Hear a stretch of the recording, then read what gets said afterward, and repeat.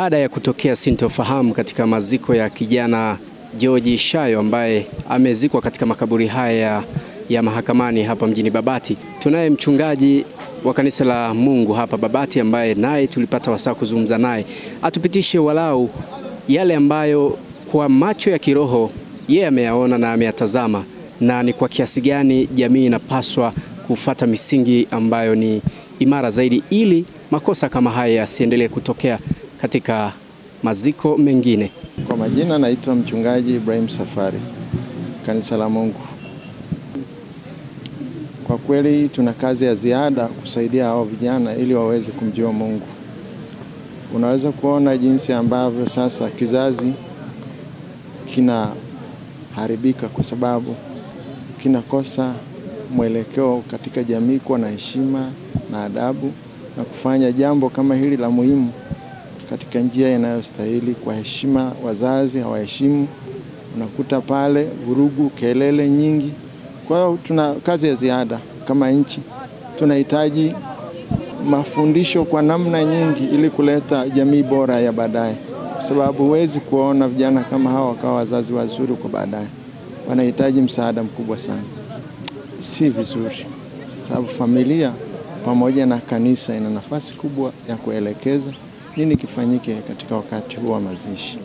Kwa hiyo unaona hata mchungaji alipata tabu ya namna ya kuelekeza. Mwisho alishindwa na akaondoka.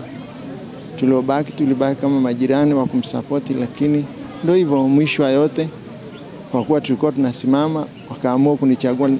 Nisingekubali, maana yake akingemalizika hapo. Ni mara ya kwanza hata katika huduma haijapata tokeo.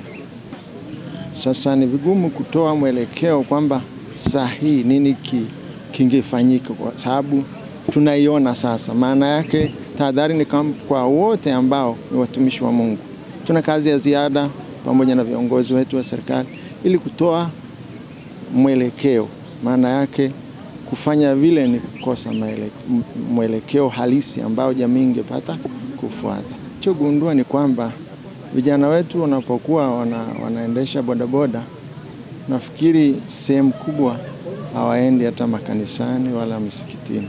Hicho ndio kinaonekana, kwa sababu hali hii ya haiba hii ya kutosikilizana na kufanya fujo inaonyesha kwamba kuna mapungufu makubwa ya kiimani. Wamekuwa katika njia zao wenyewe ambazo wamejiamulia kwa pamoja wao. Wanahitaji kiongozi wa kuwaelekeza kwamba hivi ni vibaya na hivi ni vizuri. Watakaa katika njia ambayo iliyo sahihi ikiwa wanapata kiongozi wa kuwaelekeza. Sababu hata pale angalia wamejitafutia nani asimame. Maana yake kuna uelewa kwamba hiki kinatakiwa kufanyike vizuri, kwa hiyo hatuna mtu wa kukifanya kama inavyotakikana. Wakaja kwangu na mimi sikutegemea kama wangeweza kuja kwangu, lakini ghafla na nikaona sasa kwenye hali ya mzozo ni bora kukubaliana tumalize kwa vizuri. Basi ndicho kilichotokea. Kutoka hapa Babati mkoani Manyara, mimi ni Marcel Lazaro na hii ni Clouds TV.